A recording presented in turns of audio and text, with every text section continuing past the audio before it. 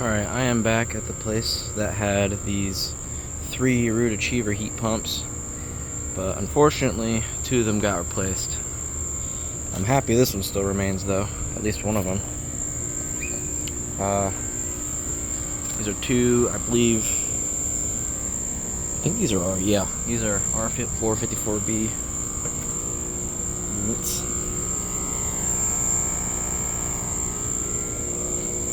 This one does not sound good because it's not even working properly. 2025 5-ton. That's blowing cold air, and that's not even cold.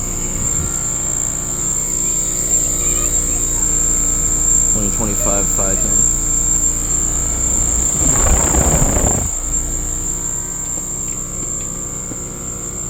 So yeah, unfortunate to see that they got replaced with junk, but it's whatever. And here's this unit, of course. 2003 3-ton. Has not been running. Actually, no. These are, I believe, choice 15s or 14s. Yeah, choice 14s.